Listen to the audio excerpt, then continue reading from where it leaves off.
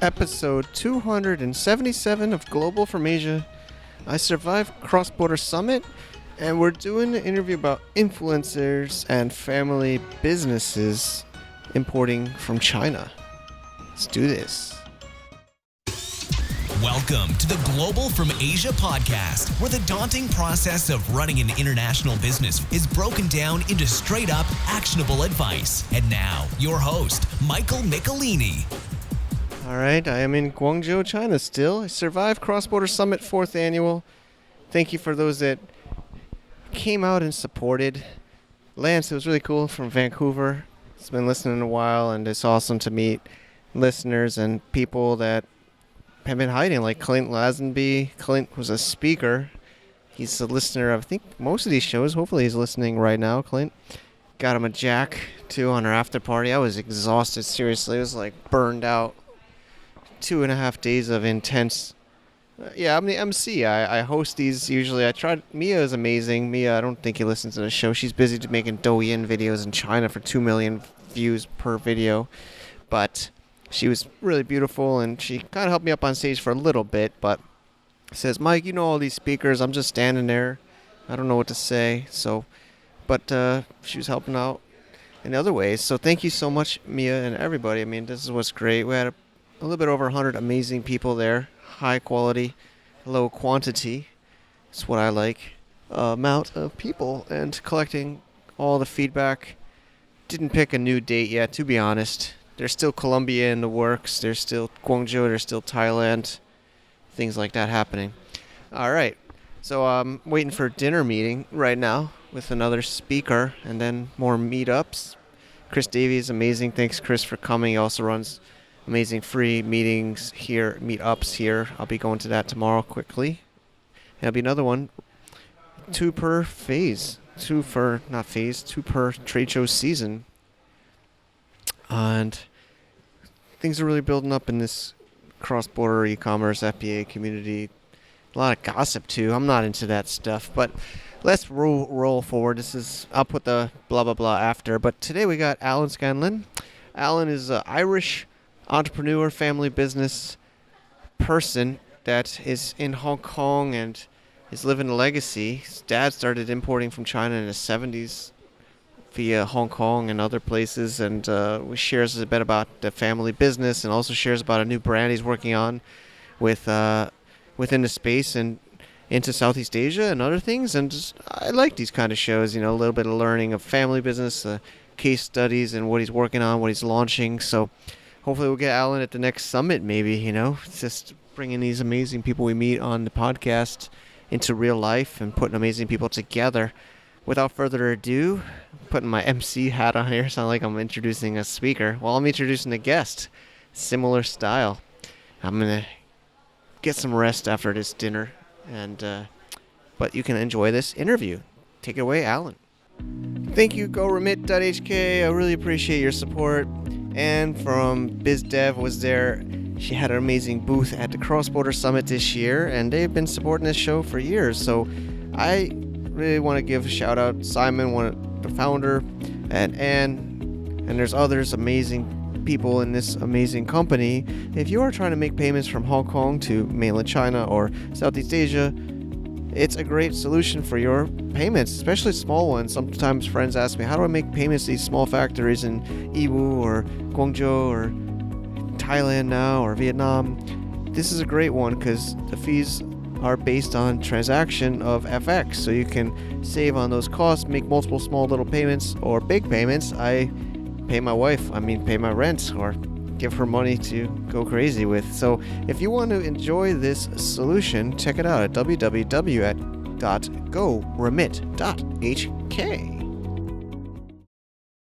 Okay, thank you everybody for tuning in to our Global from Asia podcast. I'm going to call this story time. There's different types interviews we have. And today I was introduced by Rico from Source Find Asia, and also the Made in China podcast, to Alan Scanlan. Thanks for being here, Alan. Thanks for having me. Yeah, it's national holiday in China today, October 1st. And, I think you and there's a holiday, I think, in Hong Kong where you're at, and China, of course, is shut down for the whole week. I'm down here in Thailand. It's not really a holiday, but my life is revolving around China now. But it's great to use today's downtime to do this interview. So there's a few things we can talk about. We're going to talk about kind of your evolution working with the family business, sourcing with Ireland, to your journey to Hong Kong and building a brand around influencers for the uh, heavy Asia sports brand. For the brand's called Earned Athletic, and it's based around CrossFit. Okay, great. There's so much we can talk about. We did some prep call before the show, and you're kind of following within your family business originally with the family trading from Ireland. You said Yep. 1975 it got started with China before China was even open. Do you want to share a little bit Yeah. about the family trading business? Yeah. So I suppose I'll go back to when my dad started the company back in the mid-70s. He was working in an importing business in Dublin, and then decided that himself and another guy in the business, a friend of his, they wanted to go out and do their own thing. So they started really importing anything and everything that they could sell. A lot of stationery, a lot of toys. They were coming out all over Asia. They dealt with a lot of trading houses in Hong Kong. So obviously couldn't go into mainland China until 70, 78.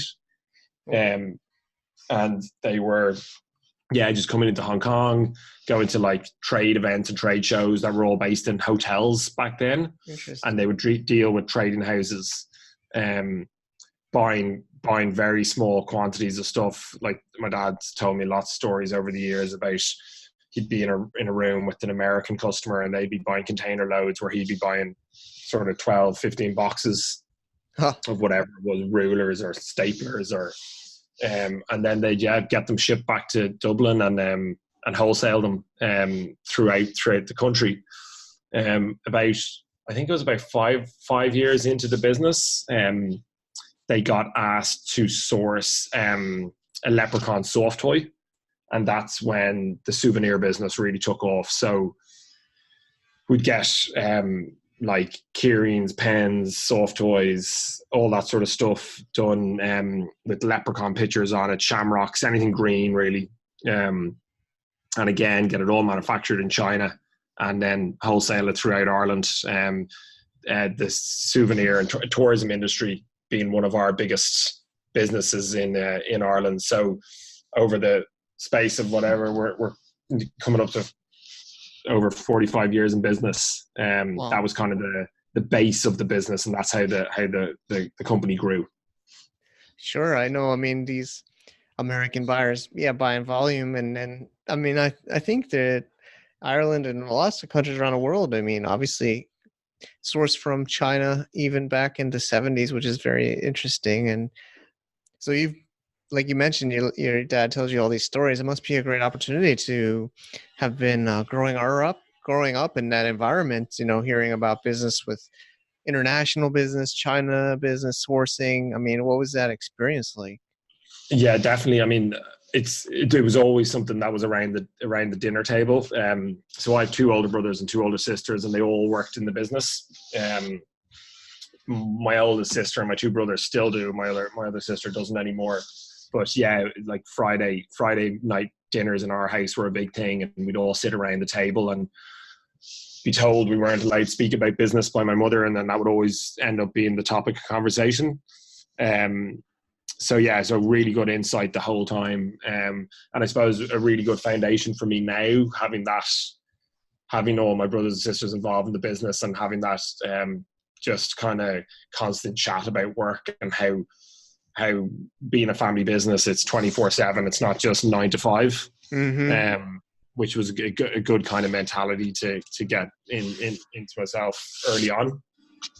Sure, man. The hustle and the grind. Yeah, I mean, I don't know. I hope we're not discouraging, listeners. Obviously it's an amazing thing to build your own business, but there's a lot of times the wrong mindset, like the whole I mean, I love Tim Ferriss, but the 4-hour work week, or sitting on the beach collecting money. I mean, to start your own Mm. business and to run your own business is not a small feat. So yeah, I mean, I'm jealous you had that environment, growing up. I mean, that's got to be amazing. So Yeah, and it was always something like there'd always be ideas, different ideas for businesses, and it's kind of interesting, and it will lead on to what I'm doing at the moment with the apparel business, but kind of all the steps, I suppose, building up to this moment where I'd come up with an idea and I'd be able to source it from China because I'd have that background, but then I wouldn't have the capability to do the rest of the steps or get money for it or whatever,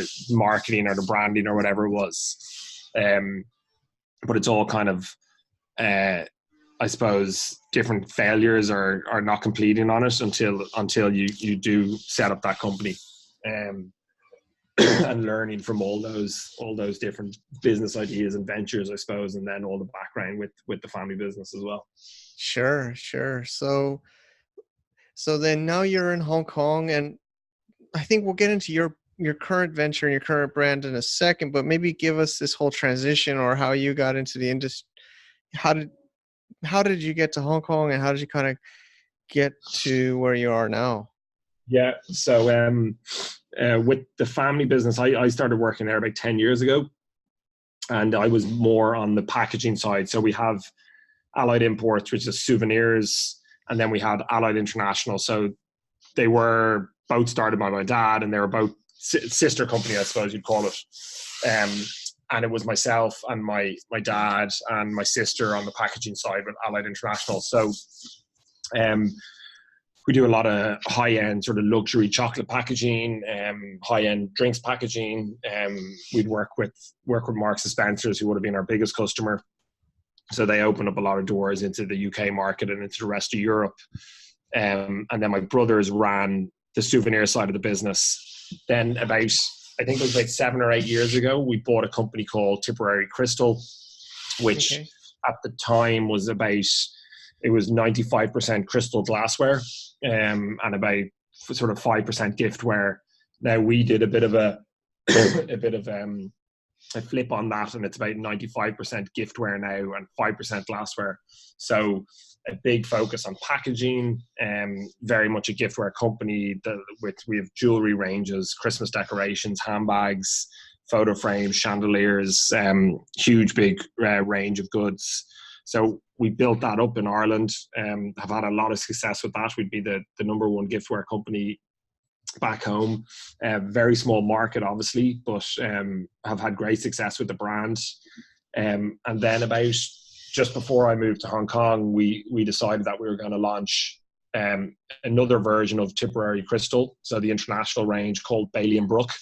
We weren't selling any crystal glassware, so we just didn't want to have any confusion in the name. And that's what kind of gave me the opportunity to come out to Hong Kong. My older brother had asked me would I fancy moving out here and setting up an office and handling the international trade, so trade shows in America and Hong Kong and in Europe, and then obviously being on China's doorstep, being able Yeah, to deal with the manufacturers. yeah, totally. This is exciting, man. I mean, you're the legacy, and thinking of my son and my daughter, I hope I can give them these experiences myself. Yeah, yeah, No pressure though. Do you think? of I mean, course. do you think there's pressure on your side? I mean, or is this something you chose to Um, follow in? it was kind of weird when I went into I got I say offered a job in inverted commas there. I was going into work in the company when I was about 24, 25, and I couldn't wait to move into the business, but I absolutely hated it for about 2 years. Hated it, Ah, couldn't stand it, wanted to do anything and get out of the business. And then I started getting more into it, and enjoying it more. But when I got offered the opportunity to move to Hong Kong, I had a bit of a thing that I wanted to leave anyway and wanted to do something different. I just didn't know how I was going to do that. okay. So getting the offer from my brother to do it was a real catalyst to go, right, I can really go and have a go at something else in Hong Kong. And I knew Hong Kong from over the years and knew there was lots of opportunity out here and lots of great people to meet and Awesome. If you're going to make good connections, it was going to be here. So it was really like a springboard, and I ended up moving to Hong Kong and essentially doing the exact same thing of what I was doing in Ireland, but doing it for myself. And then that gave me a lot more happiness and enjoyment. So yeah, it was difficult moving out here on my own. I had friends out here, so that wasn't the worst, but definitely a lot of different pressures coming out and doing it. And it's like you're talking there about building a business before. It's not for everyone, and you have to kind of realize that if you want to come out and try be an entrepreneur and work for yourself, it can be pretty lonely at times. Definitely. But no, it's definitely been the best thing. Coming out here is the best thing I've ever done. Awesome. There you go, man. It's a spirit. And yeah, I mean, especially international business. I remember I used to mostly do, U.S. e-commerce when I lived in the U.S. And of course, there was trying to do some trading from China, which kind of led me here actually staying up. It's the time zone difference is just so hard to deal with, the grind, like morning, night, evening, afternoons. There's always somebody working, always something happening around you, Yeah, especially in yeah. Asia, just nonstop. So let's dive into your current thing. Your how did this come about? Maybe share the story. Well, I actually so when I moved out and I was doing the family business stuff with the Bailey and Brook brand, I ended up setting up my own company called Newland Sourcing. A few different people had asked me to find different bits and pieces, and at another trade show I came across a buyer from Cirque du Soleil. Okay. Who wanted to do a range of ornaments. So that kind of actually went very, very quickly and got some really, really nice orders from Cirque. So I decided to set up my own sourcing business. And in that time, I had actually met Rico. I'd come across his podcast. So we've then kind of struck up a bit of a partnership between ourselves of certain products that I can't get my hands on. If I need a quick turnaround, we then work together, which has been great. And then he's introduced me to a lot of people, obviously, at this side of the world. So I had the sourcing business, and I was doing the family business thing as well. And then about when was it? It was end of December last year, January this year, that I came up with the idea of approaching the guys who own my CrossFit gym in Hong Kong to launch an apparel range. So the gym in Hong Kong is called Coastal Fitness, and it's run by two brothers, Ed and Ant Haynes. Ant is classified as the fittest man in China. So he won the CrossFit Games, or he topped the CrossFit ladder in China. And then he finished 27th in the world in the CrossFit Games just gone by there in August. So the idea was to build a brand, to build an apparel brand that would piggyback off the influence and the success of CrossFitters in Asia, and sell to the Asian market. And that sort of all coincide with the fact that CrossFit is on the rise in China and becoming more and more popular.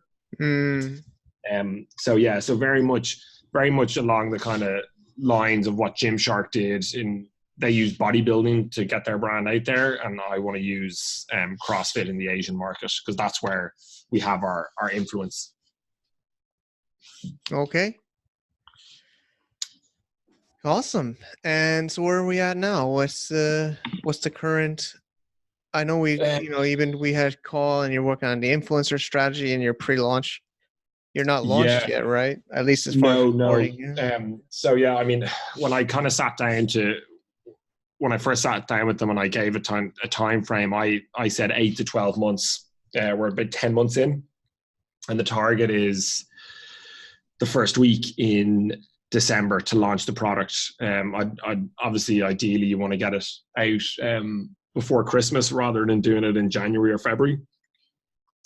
So we've set ourselves that target. We're finalizing our third set of samples at the moment, and then we're going to be having a photo shoot with our influencers in the gym here in Hong Kong, and then we'll start getting all the content out on social media through our digital marketing company and then through the influencers. So hopefully have a kind of 3 or 4 week launch, sort of countdown, I suppose, up to the launch, so we can just get a bit of brand awareness, and get a bit of excitement building about the launch on, hopefully the first week in December. All right. It's exciting, man. We'll and what's the strategy for these? I guess you have good partners, right, that are helping you. I mean, what's the strategy for these influencers? Like what's the offer, or what's the I mean, so we're very much, my big thing with this whole brand and with the business is very much built on culture, relationships, and connections within the company. And then that leads into the type of people that we want to work with. So being a startup and the money's all coming from our own pockets, we don't have a huge kind of piggy bank to play with. So the 2 brothers who I'm working with, and who's the athlete, and Ed, who is his coach, the 2 of them have a lot of influence in the Asian market when it comes to CrossFit. They'd both be the top of the game and very well recognized when it comes to CrossFit in Asia. So we've got a group of influencers here in Hong Kong. There's 5 people involved, and again, all very closely tied to the gym and to the 2 brothers. They're very much coming on board and helping us out because they believe in the product and they want to help and try and support us. So that's how we're going about this. I think if we start offering certain people money and other people don't get paid, you create a bad atmosphere and a bad culture within the brand. So that's our plan, and we want to get to a place where we build up the company enough that we can, our ambassadors are going to be called our earned athletes, and we want to get to a stage where we can build the brand up enough that we pay for them to go to events, that we sponsor them at events, that we bring them all together, and we have good socials or good events in the gym, and we look after them in that sense. And I mean, listen, if we hopefully touch wood, we get to a stage where we can pay the people that are helping us bringing in revenue, that would be amazing. But at the start, it has to be very much helping us out because they believe in the brand and they want to see us grow. Okay, exciting. So Yeah, I'm sure you've learned a lot. I mean, has it gone as expected? Is there some kind of like lessons learned or recommendations for others going through what you're doing? well, a lot of it is like, and like you know yourself as well, it's when you're like, so my background's in sourcing and dealing with manufacturing in China, so that part was fine. But I still, like, I was talking to about 20 factories at the start. I had never sourced apparel like this before, like gym apparel. We'd done T-shirts and sort of Irishy hats and clothes, but nothing to this sort of standard. So again, you're learning a whole new process, and you're learning about like how they actually make and buy the fabrics and dyes and the lead times and all that sort of stuff. So definitely a big learning curve. The big one with me with apparel was the tech packs. So you're basically like your spec for how a t-shirt or a jumper or a pair of shorts is made. It's a huge amount of detail. I was initially working with an American designer, so I was the go-between between the factory and the designer, and we had huge issues in just the language barrier and things getting lost in translation. So now I have a designer who's based in Hong Kong who speaks Mandarin, so she's connected. We're all connected on WeChat, and it's just a lot more straightforward, and it's been really, really useful having her. But I had spent a lot of money on the old designer as well, so it's things like that, that you definitely pick up, definitely learn from. Same with the samples. I know now 100% next time we do different items, I know how to do it a lot more efficiently, and so that we won't have to do as many samples for the next items. So yeah, like definitely learning things, and even all the digital marketing, man, and like all the social media. Like it's something that I'm not massively up to speed with, apart from like my personal stuff that I do, but that's completely different ball game. So I'm working with a great digital marketing company called Spruce, who are Okay. based out of Manila, and they're just really on, like, yeah, the stuff they've done for us to date has been really cool and really fits in with the brand, Okay. and what we're trying to create. Exciting. Yeah, I'm just checking them out.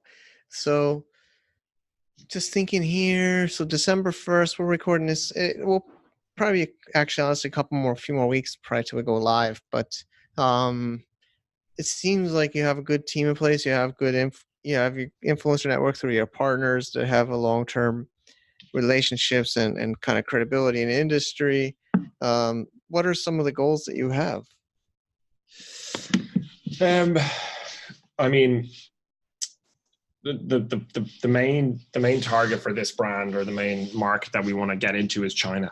Um, with the growth of CrossFit and with the influence that we have in the Chinese marketplace, that's where I really see the brand taking off. Now, as you know, it's like a completely different ball game in there as well. It's so much more Hmm. complicated, in regards to influencers and social media and selling and online and everything. So we are launching in Hong Kong. We'll be selling throughout Asia, or shipping throughout Asia, but we'll be launching in Hong Kong and targeting Hong Kong at the start. I want to have the money from launch one will just be reinvested back into the company and used for the second launch, and again for the third and fourth. Touch Okay. wood, all things going well, we will then look at raising capital. But I really want to have something substantial before we go to look to raise money. So yeah, it has to work first of all, which I'm pretty confident we will. We will definitely sell something, but I don't want to kind of look to raise capital or anything like that before we have a good foundation, and then we can actually look for what we believe we're valued at as well.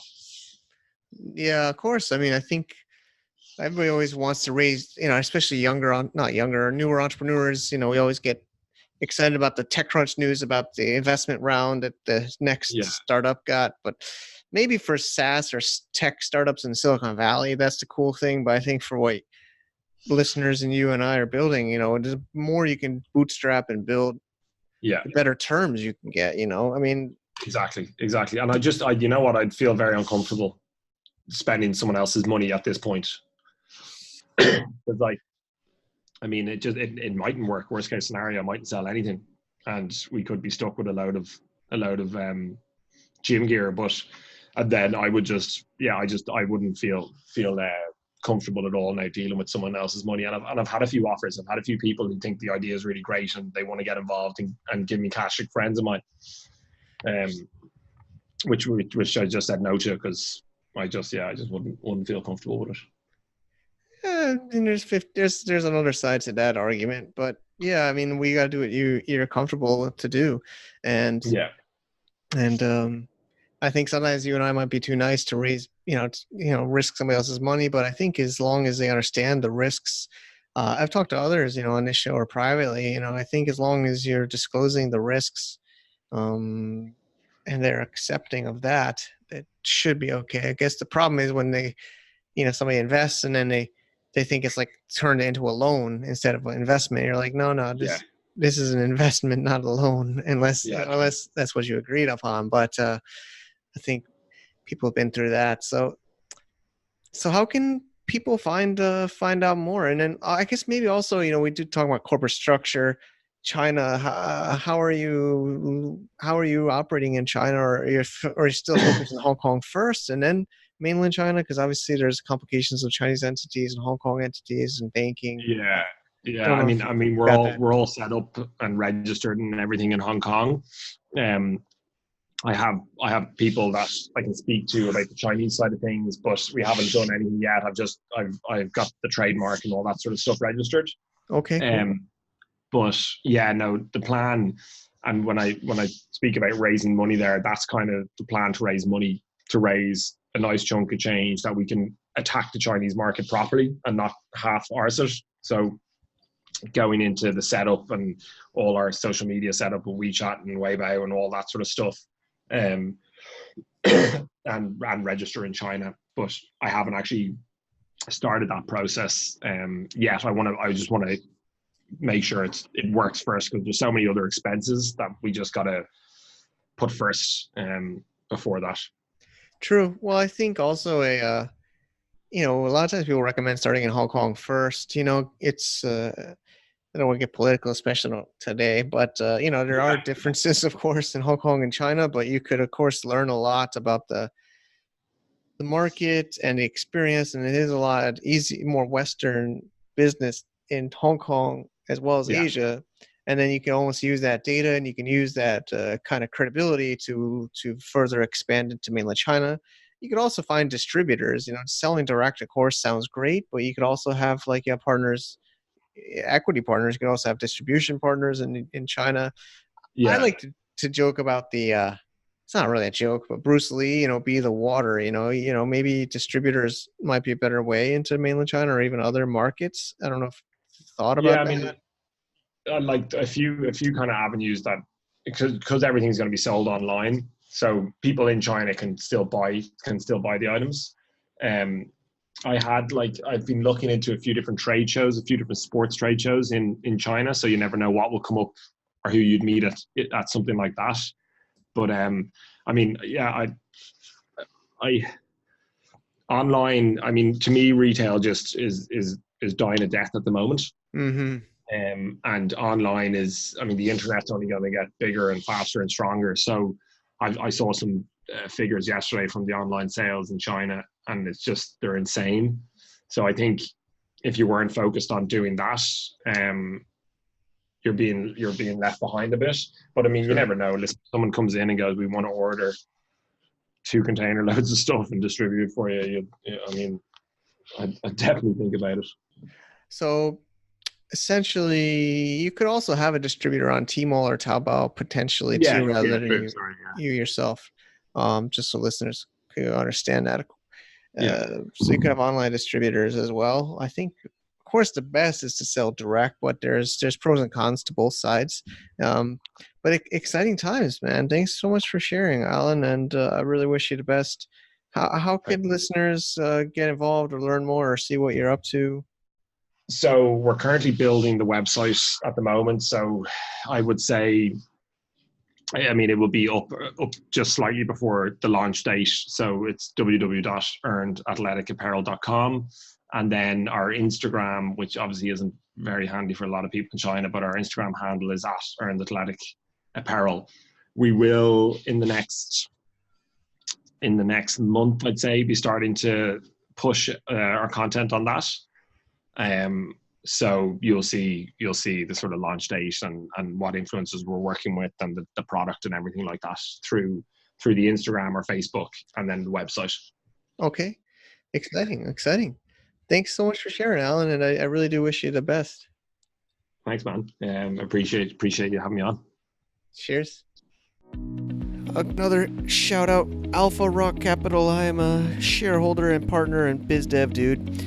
They have supported this show to get it going again, and I really appreciate Mark Roca and the rest of the partners there at Alpha Rock Capital. If you are looking to sell your Amazon FBA company, or if you are looking to invest in a fund, I might not be able to say that. Well, I can't say it on their podcast or our podcast at Alpha Rock, but why not here?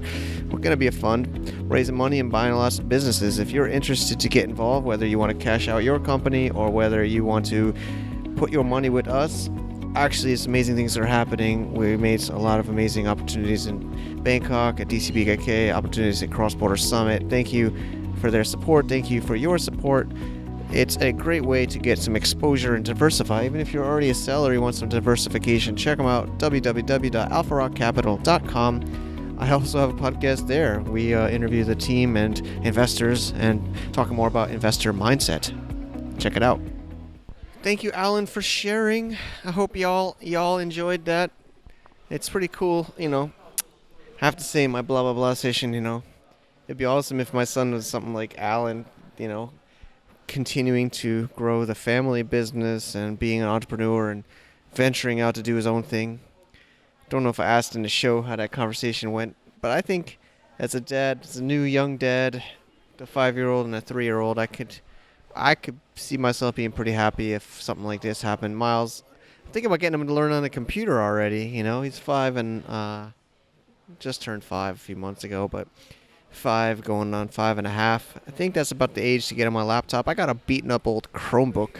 I'm thinking about sacrificing for his juice spills or whatever. A couple $100.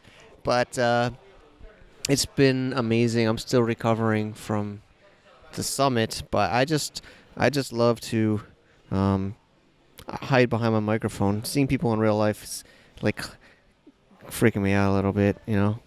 Fourth time, Clint was like, "You're a lot different than I imagined from listening to the show and the email, newsletter, and things like that." But it's true. I am introvert, I think. Even after all these freaking events, I'm still an introvert. Maybe my son will be better than me, you know. No pressure to Miles. Or maybe my daughter, Maggie, will be better than me or better at me at these things. Maybe they can host a conference event side. I can hide behind a microphone and behind my keyboard. But yeah, Alan's got an amazing story. I do think it's the right way to go. You know, I think maybe when his dad started his import business, it was a much different world in the 70s. We're getting into 2020 here, and we just really need to take take take steps to build brands, right? To build our own products. I'm here in the Canton Fair, right? I just saw some factories. I still saw the Sisatano Mocha Pot Factory. For those that are following that, you know, still at Alpha Rock, the brand is moving forward, and saw them and took some pictures of products. Took a picture of the booth. Made sure none of our logos were on any of the products in the booth area. But you know, I think you got to build your own brand. If you're just trading and a service provider, no offense, there was amazing service providers at the event. I know listening, and I've done it myself back in the day. But I believe Alan's on the right track to build his own brand, and also he's innovative enough to find a partner that's an influencer and to find some ways to distribute that in the modern internet world. I really am proud of him. Sound like a dad or something, but thinking that's what everybody here should be doing, is building a brand. It doesn't even have to be a product brand. I mean, I'm a little bit proud of my little brands, you know, because Global from Asia is surely not focused, honestly. I talked to some speakers, and they're like, I don't know what Global from Asia is. Well, I'm kind of in a transition, honestly. Just released our fourth book, E-Commerce Gladiator. I'm spinning off these as websites. You know, ecommercegladiator.com is its own website now. Crossbordersummit.com is its own website. I used to want everything in Global from Asia, but I think it's just confused too many people. But, you know, I think we need to build brands, and I'm really thinking he's on the right track, Alan, and I hope to get him back on the show in the future and see what he's been building and growing, and I wish him the best on the launch. I know he's been asking me when we recorded about a month ago or so before I went on all these crazy travels. So, you know, he's launching soon, and I hope this show can help. Maybe if you're interested to get involved, give him some feedback. Check out his website. Probably adding him on LinkedIn is the best. He's pretty active on LinkedIn. He's been supporting some of these posts in the LinkedIn world. And he had a booth at the Mega Show, or else he would have been at the Summit. You know, it's hard not to overlap during this trade show season with other things happening.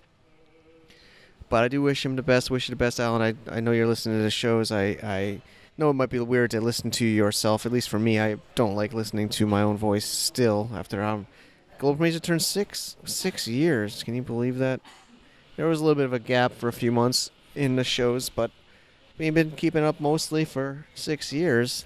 And I appreciate you choosing to listen, and you're in this blah, blah, blah session where I'm talking about Alan and thinking of his dad, and thinking of myself as a dad, and thinking of my kids, and thinking of what the world will look like when my kids are Alan's age. That's pretty weird. Okay, I think it's weird enough. Dinner meeting's probably going to start soon. I got to compress this and hope the Chinese internet lets me upload this so that our amazing editor, Alvin, can make this, and LJ can get this going, and Cheryl. We got the transcription on the websites, you know, globalfromasia.com/episode 277. We try to get as much of a full transcription of this when we post, so that you can try to enjoy that. My uncle Gary reads the transcriptions. I don't think he listened to the podcast. I think he read the transcription, so that's pretty cool. A lot of things happening right now. I will be in Hong Kong when this show is live checking out global sources and the summit and the community there, meeting in Vest HK and some other people. So I am really excited for that. And then Halloween, I'm gonna fly back to Thailand from Hong Kong.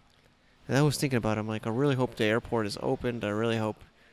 I was thinking about the masks. Halloween, that's in Hong Kong, sounds a little bit scary with what's been happening. If I was mischievous, I might use Halloween as a time to have masks and do stuff. But maybe gonna let you guys be creative on what that might be. And personally not gonna do that. I'm gonna be in the airport, hopefully on my flight on October 31st evening. Maybe you're in the airport, you can give me a high five. Went to the airport hotel a couple of times. But let's wrap this one. Thanks so much. Episode 277 in the books. Actually, next week's show, I already interviewed this amazing author of a book, and we talked some amazing things about the trade war and China culture, U.S. culture, and some other insights of why people might not like Americans. And I'm saying that as an American. So I hope to catch you on next week's show. Thank you again for listening and supporting however you're able to support books, sharing the podcast, telling your friends about the events, things like that, retreats, whatever. But try to make this show grow, and your listening is helpful enough. Thank you. To get more info about running an international business, please visit our website at www.globalfromasia.com. That's www.globalfromasia.com. Also, be sure to subscribe to our iTunes feed. Thanks for tuning in.